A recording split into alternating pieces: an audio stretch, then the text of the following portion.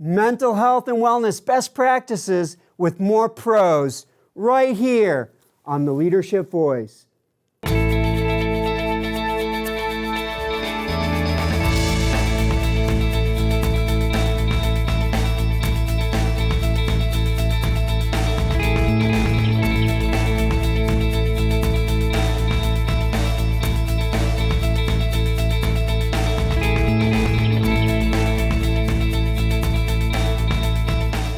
Welcome to the Leadership Voice. I'm your host, Jay Barbuto. Today we focus on mental health and wellness best practices. We have two CEOs and one Chief Human Resource Officer to share their insights. Joining us today are Kendra Angier, Chief Human Resource Officer for Cotality, Eric Goodman, CEO of Mountain View Services, and Lori Seal, CEO of Blytheco. Our leadership lesson is courtesy of Dr. Phoenix von Wagoner. We have it all coming right up, but let's get things started with our quote of the day. Today's quote comes from Steve Flanagan, CEO of the Fremantle Trust. Improving the health and well-being of employees offers a win-win. Employees benefit from better support for their health. Companies benefit from less absence and improved productivity. Society benefits from generalized improved public health. Our first guest today is Kendra Angier. Kendra is the Chief Human Resource Officer at CoreLogic, now known as Cotality. As a global HR executive with more than 20 years of experience, she has led large-scale HR operations, helped improve organizational capabilities, and fostered high-performance cultures. As a champion of diversity and inclusion, she strives to help teams and individuals reach their full potential. Please welcome to the show, Kendra Angier. Great to be here. Thank you for having me.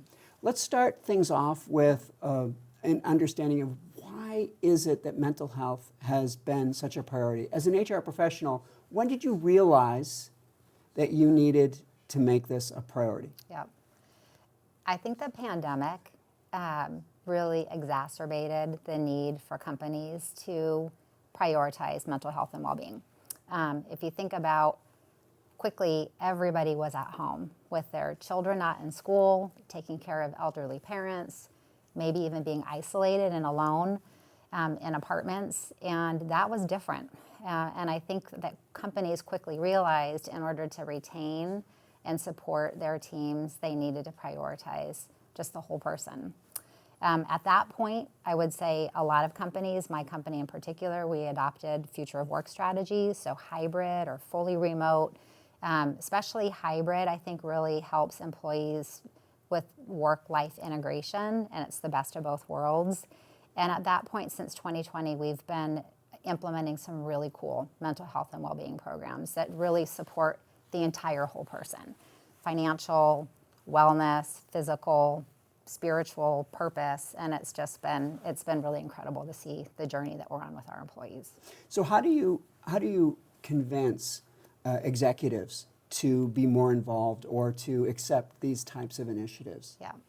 I think honestly, if you think about the Great Resignation and you look at the work that we've done since 2020, our turnover has gone from 20% to less than 5%. So if you think about just the productivity and performance and the full engagement of our employees, it's pretty compelling to put people first. And so organizations that aren't doing this are going to find themselves in trouble, really. Either they'll find themselves in trouble, or I think what's probably even worse is having quiet quitters or employees that are not 100% engaged or fully vested in the company's success and are just kind of hanging in there. And that's just not, for us, driving high performance teams and high engagement it's a priority of our entire executive team from top down. So could you talk a little bit about some of the things that Cotality has implemented and makes available for their employees to combat mental health and wellness concerns? Sure. So we'll start with some basics. I'll start with kind of the basics, which is global EAP, employee assistance programs for all of our employees. Employees have access to 12 sessions per case, so it's almost unlimited depending on what their family needs are. Dependents are included in that. Our partner, Lyra, also supports our managers. So we do manager training, manager one-on-one consulting, so that our managers can really understand what's preventing employees from being fully engaged at work, right? So that would be one example. We do well-being days. So Cotality used to offer 10 half days of well-being. People could take it when they could, and the reality is not everybody had equal access to taking those benefits. So now we have 10 set half days. So the day before 4th of July, I'll have my half day, well-being day, and it's actually quite fun because we'll say, okay, goodbye, happy well-being day.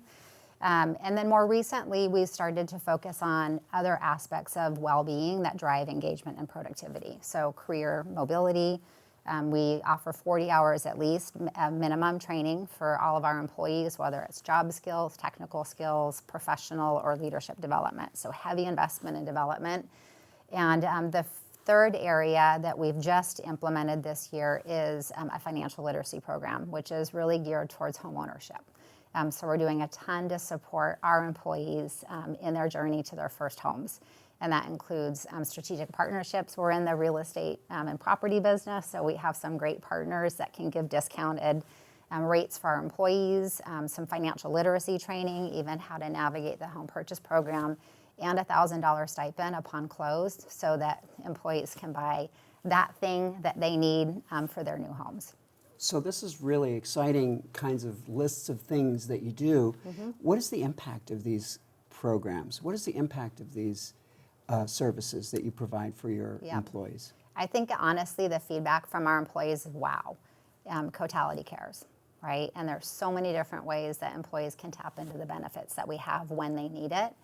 And we see that through our engagement survey results. So I think when it comes to well-being, our engagement scores in that particular area is 91% across the entire company. So that's really great.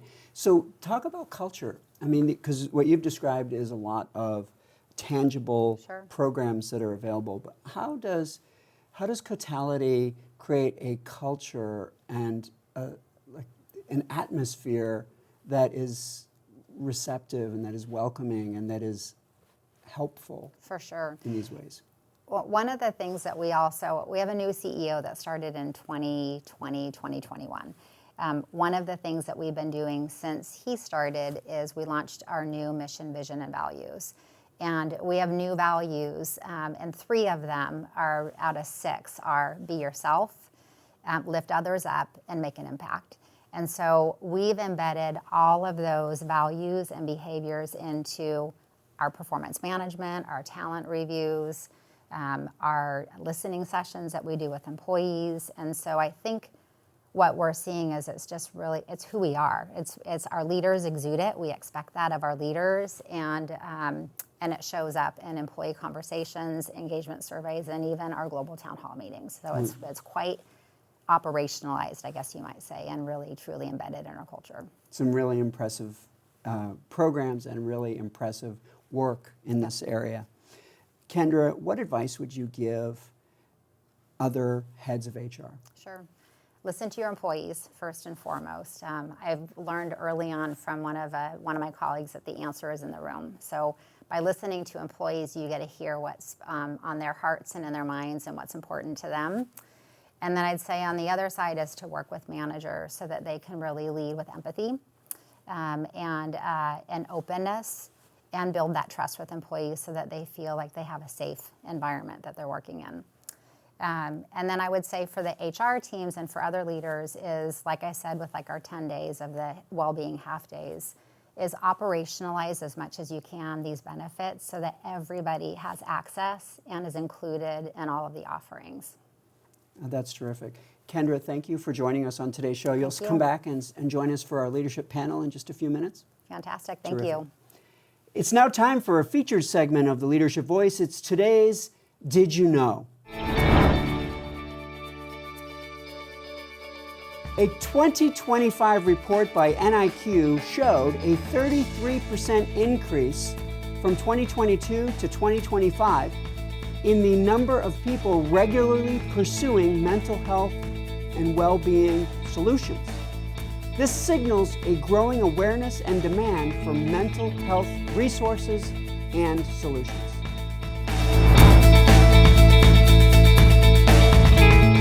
It's now time for today's Leadership Countdown. Today's Leadership Countdown comes from Sharad Pawar International School. We bring you 4 mental health mistakes you should never make.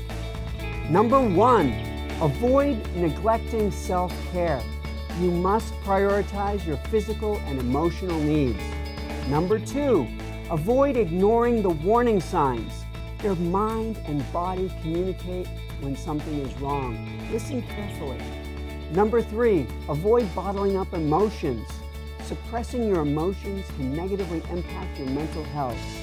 And the 4th mistake you must never make is comparing yourself to others. Constantly comparing yourself to others, especially on social media, can lead to feelings of inadequacy, anxiety, and depression.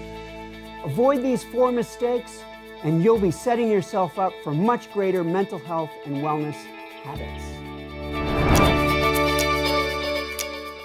Don't go anywhere. We have Eric Goodman in the studio right after this. The Bringing Learning to Work program is our way of connecting the faculty of Cal State Fullerton with the business community of Orange County and Southern California. We have over 72 training programs that are available via distance or face-to-face. And the faculty come to your company and they deliver the training to your employees. The Bringing Learning to Work program is really fundamentally, it's leadership programming. We do diversity and emotional intelligence training. We partner with Cal State Fullerton because they had subject matter experts in these fields. And we're really fortunate and privileged to be able to do that. Many companies can't afford training and development personnel. And so this is a great opportunity to leverage Cal State's faculty to help them develop their learning programs. The leadership of the center and the students allow me to not only bring leadership development to my company, but allow me to interact with some amazing students who have grit, potential, and just amazing futures in front of them, and I get to take part of that. It's a wonderful feeling. When your organization is ready to develop its talent, reach out to the Center for Leadership and we'll help get you there.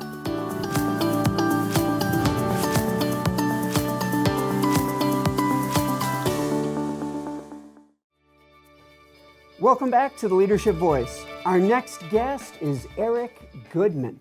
Eric is the president and CEO of MVS Inc., a leading healthcare supply and distribution company serving more than 500 care facilities for the developmentally disabled adults and children throughout California. Eric fosters his core belief in building relationships within the community, serving on the board of directors for several not-for-profit organizations, including the Center for Leadership at Cal State Fullerton. Please welcome to the show, Eric Goodman. Thank you very much for having me. Eric, thanks for joining us today. Let's start things off. Let's talk about why mental health and wellness is such a high priority for you in your life. Great, thanks for having me and thanks for asking the question. So for us, it's really important because we're a healthcare supply company.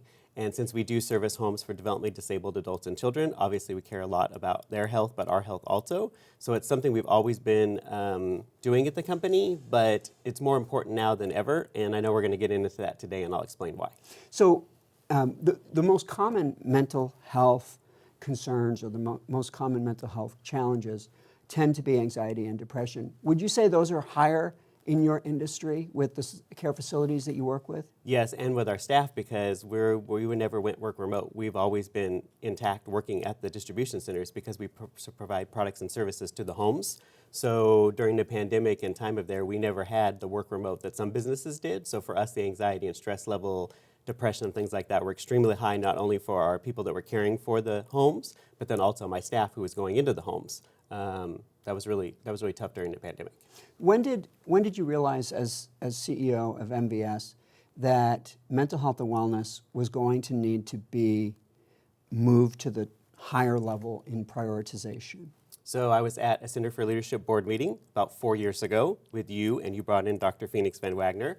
And he spoke to us as a board about mental health and wellness and about what we needed to be doing for our teams. And at the time it was COVID, so I knew it was something that everybody was going through. What I struggled with was there was nothing about the C-suite team. What about us that were leading? No conversation of what about our mental health and wellness? What about our stress? What about our anxiety? And of course, it was heightened during COVID, having to lead teams of that, which I know taking care of our people is very important. But it struck the idea in me as, well, what about all of us? Nobody's worried about everybody at the top. We want us to take care of everybody below us. But what I've realized is if my mental state is not good, my team's mental state is not good. And however I am at the office is a barometer of how they are. So I quickly during COVID, and because of your team and the meeting and the university, I started prioritizing the mental health of myself so that way I could take care of my team. So you see the role of a leader as essential in making sure that you're doing your self-care as well. 100%. You have to do your work. Yes, and the culture. I think the company culture shifted once I started addressing mental health and wellness openly, which was obviously, something that was very vulnerable to do because I had to come out to the team and said, hey, I'm stressed out too. I have anxiety. I have depression. This is really hard on me. And once I was open about that, then I think my management team and then all the staff that works for us was more willing to discuss it and talk about it because I was so authentic about what I was going through. And then obviously I was authentic about and had empathy for what they were going through because we were all struggling together. But I think too many times the C-suite just takes they have it all under control and they have it handled and their teams think they do when they really don't. I think if you admit that you don't, I think your teams respect you more for that. And it sounds like by being vulnerable and also addressing your own needs, Yes. It sends a message to the whole organization that it's okay. Yes, absolutely. But then you have to be prepared for what comes after you say, we're willing to support you. So I know we need to talk about that today too, because you're opening a can of worms, obviously, when you say, I know we all need help. So you have to be able to provide the help.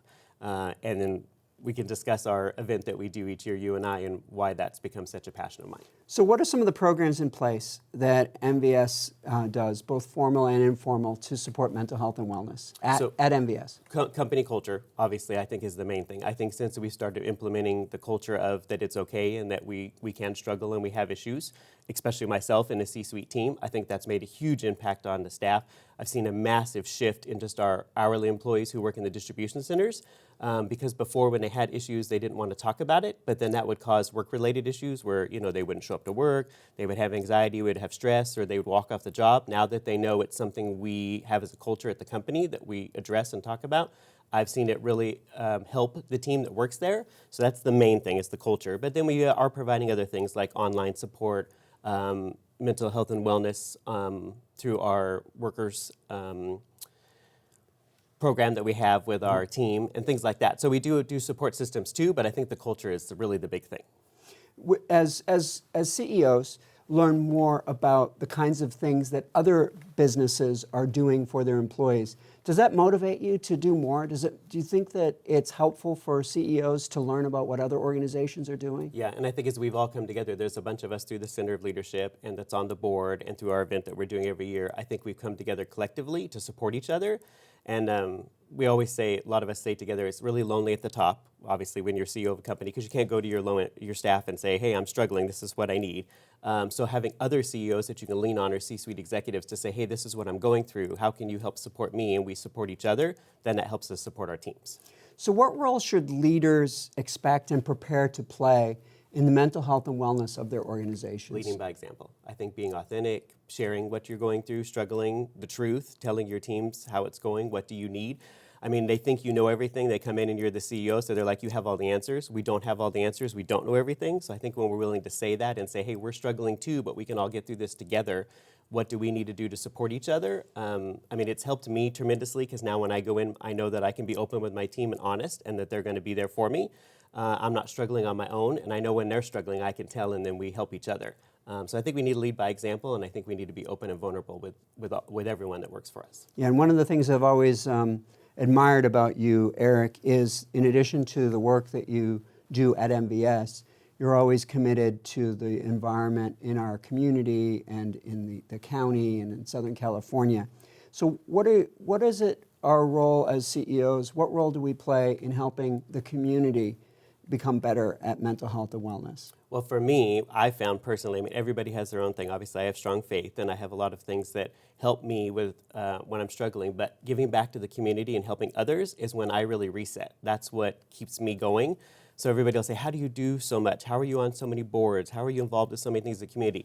That's my reset. When I'm at the business and then I get to go out in the community and help other people, that's when I feel good, and that's when I'm really energized, and that's kind of like, that's my zen. So for me, then I can go back to the team and say, I just went and did this amazing thing, and or they supported and helped me. We did this with this nonprofit in the community, and I'm re-energized, and then I'm ready to get back into business and do it again. So that, to me, that's my reset.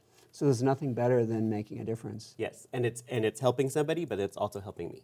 Terrific. I want to thank you, Eric, for Thank being you. on the show. You'll come back and join us for the leadership panel in just a few minutes? Absolutely, looking forward to it. It's now time for our leadership example. Today's example comes from William Russell Research. We bring you the top 3 highest percentage of spending on mental health care. These are the countries that are the most proactively addressing mental wellness.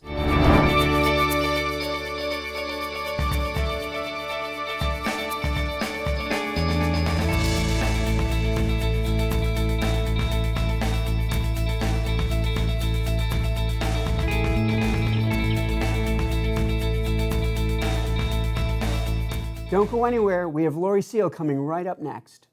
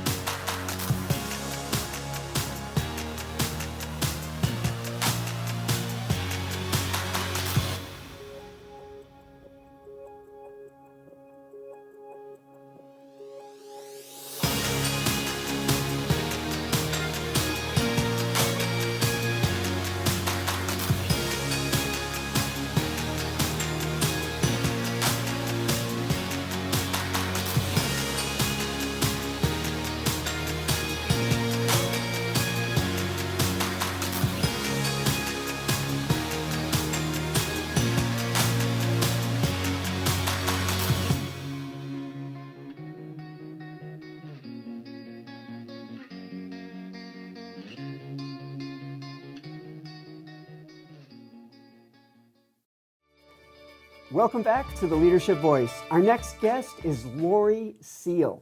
Lori is the CEO of Blytheco, a 45-plus year national business software and consulting firm, and Best Company to Work For award winner. Lori's past experience includes 13 years at Sage, a global software company. She has taken Blytheco into the new era of strategic business transformation and consulting since taking over as its CEO in 2019. People that know Lori say she is as talented and inspirational as they come. Please welcome to the show a great leader and a terrific person, Lori Seal.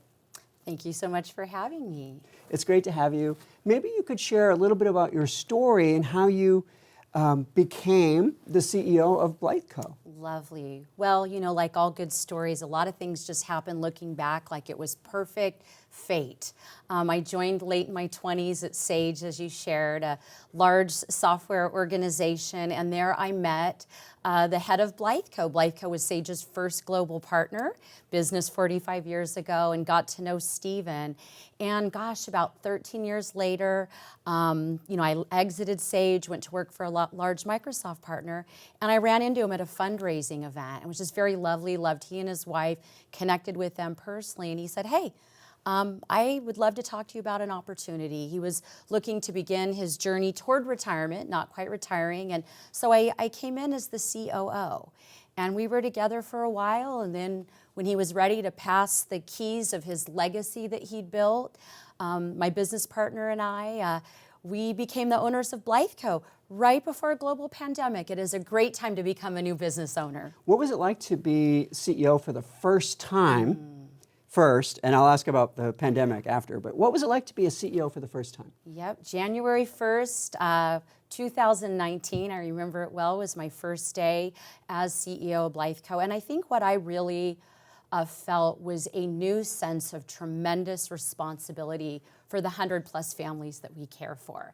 The impact, the weight of saying these families, this tribe, is now on me to shepherd, to steward, to love on, to nurture. That responsibility, as well as taking on the legacy of a company that someone else built from the very beginning over decades. It was, my head was a little heavy at night, and in the morning I'd put my feet on the ground, and really the enormity, I think, motivated me to do the job that needed to be done. Well, it sounds like you had that sense of responsibility, but it also sounds like you were willing to take on that responsibility as well. Absolutely. You know, to me, I think leadership is an absolute, it's a privilege to do. It's a humbling responsibility. It's a duty. It's a great way to give back. Coming up in my career, I had some of the most amazing mentors who are actually on my board now, which is such an honor. And I think the biggest gift being around great leaders is to take what you've learned from them and to pay that forward when you're working with others in a leadership capacity. So when did you realize that mental health and wellness was going to need to be a high priority at Blytheco? Yeah, you know, it's so interesting because when I came up in my career, mental health and wellness was not a thing we talked about in the workplace. I was focused on climbing the corporate ladder and my professional development and growing. And boy, I remember starting a family and being a working mom, a leader. I learned then, wow, I can't pour from an empty cup. I can't, you know, be who I need to be. And so that started my own journey of learning how to self-care. Even though we didn't have labels on it and there was no one talking about it, it became somewhat instinctual. Fill my cup so I can fill others. And then, of course, as you know, our other guests have shared, the pandemic really sharpened the need to have more conversation. And you know, what we do at Blytheco is we are ripping the central nervous system out of business software and putting a new central nervous system in. So our work is stressful, it's hard, and it's, you know, it can be a really thankless job with a lot of hours for our staff. You're talking about major change in your company is always involved in major changes. We're always in disruptive change. And as a result, you have folks that have insecurities, anxieties, resistance. And so mental health and wellness is just, it's layered throughout everything that's taking place. It is absolutely the fuel because it's not just our team that is operating under very stressful and critical business conditions and what we do, but we're also dealing with our clients who they're going through an event they may do every 15 or 20 years. So we have a heightened sense of stress with those that we're working with. So if we don't infuse into the chemistry of that, calm and peace and wellness and perspective, it's really hard to do what we do. So what are some of the things that Blytheco does to benefit employees, to help them with their mental health and wellness opportunities? Yes, absolutely. Well, we have 110 employees in 26 states, 3 countries, and we are fully virtual. And doing that as the best companies to work for is not easy to do. So I would say we're super intentional. We work hard at connecting. And we have a number of ways that we do that. One of them is our monthly all-team call. We come together, we're on camera together, and a big part of our agenda is team connections, sharing news, new babies that are born, people getting married, their vacations, and really highlighting the whole human aspect of what we do. We celebrate movement. You know, we have sedentary jobs. We're on the computer, 10 hours a day. So are we getting out? Here's your favorite hike. And really just fostering safety in talking about how we fill our cup, how we refresh and recharge. Okay. What other kinds of things? So that sounds like a really focusing on the cultural side of things. Absolutely. And having an all teams event like that is great. Well, what kinds of programs are offered for your employees? Yeah, in addition to our benefits program, we have the, employee assistance program, and we're very proactive. We have a team member going through a really rare health condition, or we have someone that we see is opening up about their struggles, and we encourage them to talk to professionals. What I've been really humbled by is the amount of safety and trust that our team has. We have some team members that are earlier in their careers. They're learning how to kind of balance, the stress, and I'll have folks that have been doing this, and they'll open up about their mental health and wellness. They'll open up about how they cope and what they do, and I just love the safety and the permission that our team has to really come alongside and support one another's mental health and wellness. What do you see as some of the outcomes of these investments that you're making to improve the mental health and wellness at Blytheco? What are you seeing as some of the results? Yeah, for example, burnout is a really true thing that professionals, experience Especially now. in consulting. Especially in consulting. And so, being able to spot the signs early, being able to talk to folks and simply saying like, okay, I need you to promise me that every day you are going to get out and get in the sunshine. You're going to take your dog, you're going to go out in the mountains, go walk. I know you have beautiful trails by your house. It's creating that accountability with others. And I have to say our human resources team is uncannily connected. They spend the time not on just the control compliance stuff we have to do as a business, but they have one-on-ones and relationships and just how are you really doing? How are you doing? And asking those questions really promotes, I think, allowing us then to come together and foster a dialogue that can help one another. Now, you come across as a very strong person. I know earlier you said that you do self-care, you can't pour from an empty cup. So what do you do to signal to your team that you are also taking care of yourself? How do they know that you're doing it? We talk about walking the walk or setting an example in a virtual environment. Yeah. How do you show them that you're doing the work as well? Gosh, that is such a great question, Jay. And early in my career, I felt like it was like the badge of honor if I sent my EMOD at 10 o'clock at night, or like, hey, I'm hitting you up on a Sunday with this, I'm learning now, yes, I work hard. We all know. We're a work hard, play hard. We're a high performance, high love company. I will talk about, I've got this, I'm doing a dinner with my daughter. I'm taking her shopping, or we're going to do this thing with our friends. We're going to have boat weekend. And it's important. I'm going to go do a yoga class. I'm going to get my 5,000 steps every day, rain or shine. So it's being, willing to talk about what we're doing to live we're never balanced, right? We're just trying to integrate our personal life, our care, being current on our medical appointments. And we did a whole thing on one all team, we're all talked about, get your colonoscopy. It's we have to self-care. We have to go get all of our visits. Have you gone to the dentist? So we get busy in our lives, and we want to be the kind of organization that even though the demands of what we do is hard, we have to put the big rocks in the jar, because at the end, we have our health, and we have to keep that going. So what advice would you give other CEOs who might be thinking about mental health and wellness, thinking about what their role might be, thinking about whether their organization should be doing more? What advice would you give other CEOs? Yeah, well, Kendra and Eric said it so perfectly. We have to be authentic. We have to initiate the dialogue. We have to support the dialogue. We have to lead by example. And I love your use of the word. I'm a big Brené Brown fan. We have to practice vulnerability and being human. Because at the end of the day, this is what we're doing is hard. We're raising families, we're being active in our community. It's, we have aging parents, whatever your challenge may be, we've all got life. And so just doing life together is the kind of tribe that we want to foster. Oh, that's great. So thank you for joining on the show today and for this interview. You'll stick around for our leadership panel here in just a few minutes? I wouldn't miss it. Thank Great. you. Stick around. We have our leadership lesson coming up next.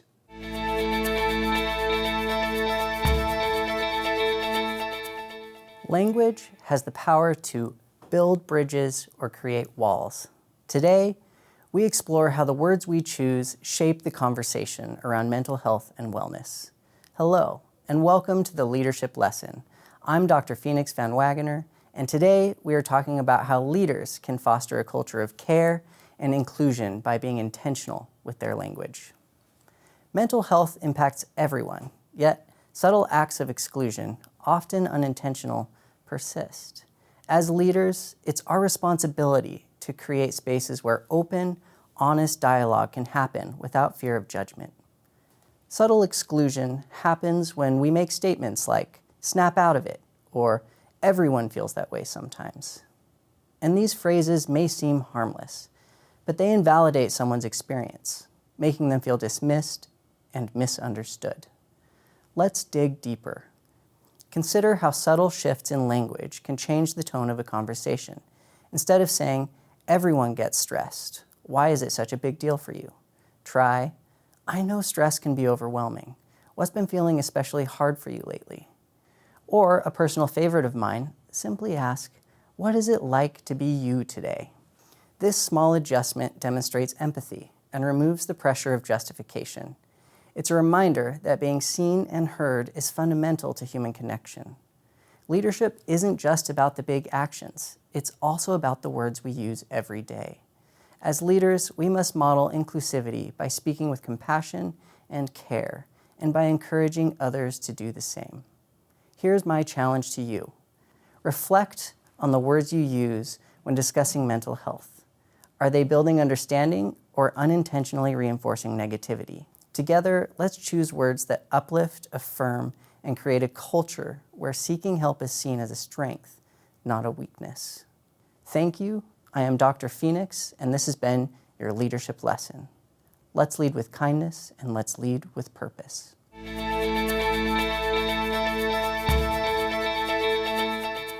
We're back for our leadership panel. We have Kendra, Eric, and Lori. Thank you each for rejoining for our leadership panel. Thank you. Great to be here. We have 3 questions, and the way to work is that you'll each take turns answering each of those 3 questions, but Kendra will answer the first question first. So here it is. As companies plan mental wellness strategies, what are the risks or faux pas that must be avoided? Yeah. I'd say first and foremost is it's great to offer any sort of benefits or programs. That's like the first step in. I would say the faux pas are when you don't have executive leaders and managers that are not sponsoring or aren't walking the talk.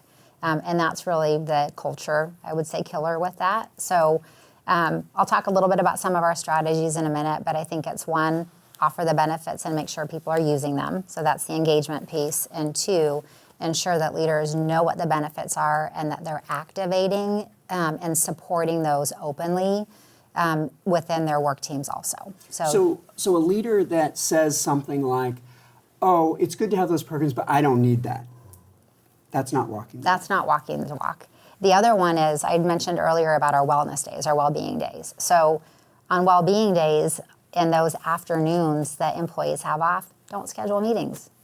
Change one-on-ones, move things around, prioritize well-being, and that's super important. Great. Eric, same question for you. As companies plan mental wellness strategies, what are the risks or faux pas that must be avoided? Yeah, risk is opening that door, because once you open that door and say that you want to talk about mental health and wellness, you have to be prepared to back that up. So that was my thing that I was worried about, is what if I come forward and say we need to do this and then I have no way to support the team.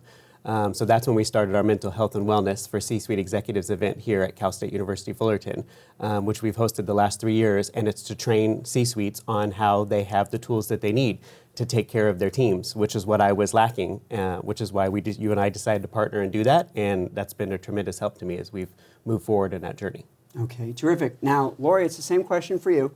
What are some of the faux pas or risks that must be avoided?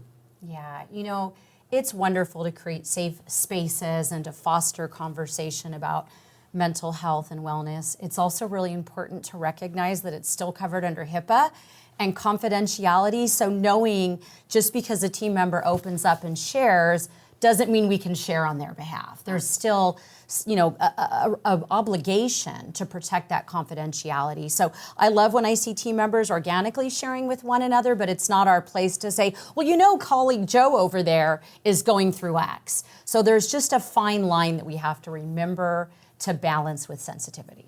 Okay, and nobody's really talked about the privacy factor that's related to mental health and wellness. So I'm really glad that Lori brought that up, because that hasn't been something we've talked about yet. So our second question, and Eric was going to answer the second question first. What are some of the most innovative mental health strategies that are in the works? What does the future hold for mental health and wellness? I think technology obviously has been huge. As we learned this year at our mental health and wellness event, is that there's a lot of technology platforms now available for support for employees. A lot of teams are working remote, which I know they both talked about. Ours is not, because we're in distribution, so all of our team members are there on staff at the office. So having those resources available to them that we can provide has been really important.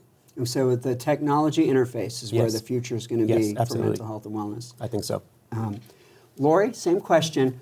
What does the future hold for mental health? Your technology, so back me up. I agree. I mean, I think there are already a lot of new advances coming, you know, scanning the brain, understanding the gut health, correlating how much, even old good stuff like sunshine, good old-fashioned sunshine.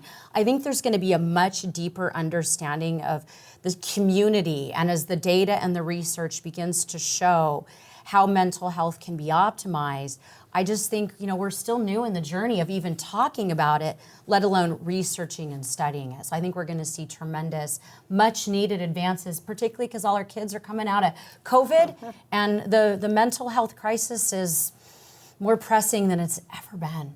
And so the needs of the future, they're going to emerge. They will. By listening and by paying close attention. And the needs, we may not always know them now, but in the future we will. And as leaders, we have to be ready for those. I think science is going to make advances, and I think getting back to our roots is going to be more understood and correlated to what allows us to be healthy. Kendra, same question for you. What does the future hold for mental health strategies? Yeah.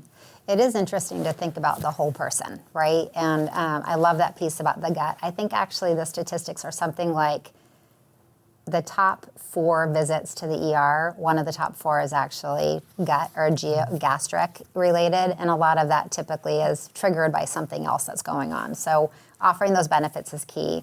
The technology and access, especially for remote or global employees, is also really important. We also launched an employee resource group. We call it Mind Matters. We've launched it globally. And we have half of our employees are actively engaged in Mind Matters. We offer quarterly virtual sessions with experts on any topic, whether it's suicide prevention, it could be for children or family members that are on the spectrum. How do you support that, as well as depression, anxiety, and other things. And also a little bit even further out, but if you think about some of the DE&I support around sexual orientation and gender transition and just the stress that, you know, a lot of families are kind of undergoing with some of those kind of changes also from a regulatory standpoint, there's a lot to unpack. These ERGs create a safe place that removes the stigma for people to talk about some of these things, and then you start to really bubble up and hear what is important for employees. And it's interesting to think about. I love the privacy piece, and we've had, even on our social channels, people raise concerns around like suicide and like how do you handle that. We have an executive team that's a sponsor of the ERGs. We have our HR and employee relations folks that are part of the team. One of our HR directors is actually a clinical psychologist that's helping us lead and has put that together.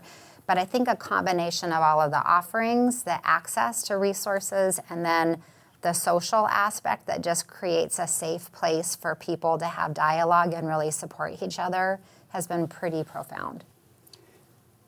That's terrific. So it's now time for the final word.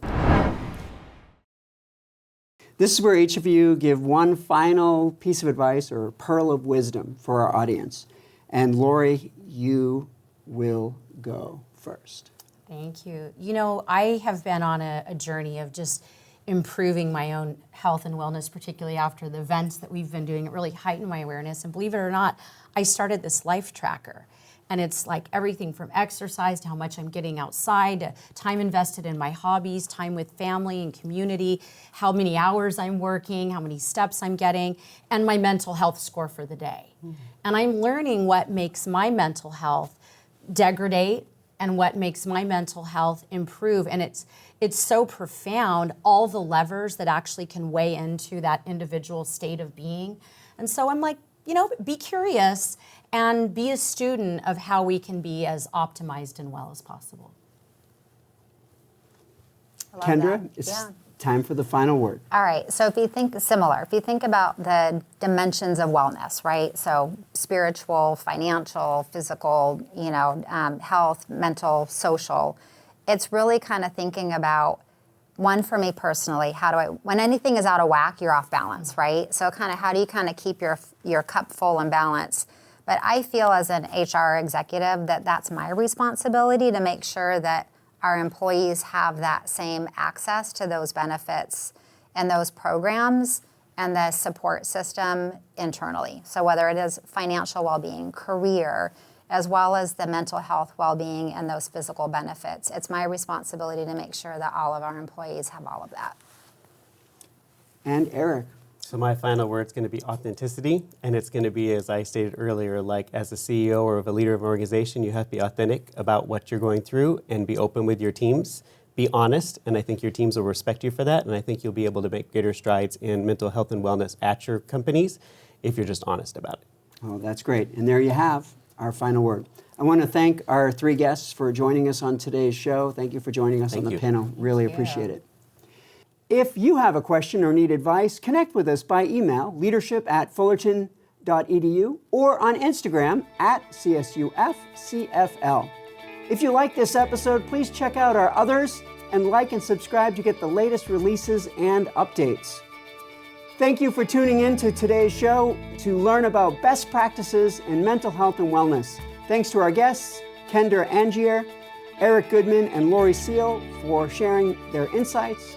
Thank you to Dr. Phoenix von Wagoner for delivering our leadership lesson. Join us each episode of The Leadership Voice, where industry professionals guide our thinking around important issues. I'm Jay Barbuto, and we'll see you next time right here on The Leadership Voice.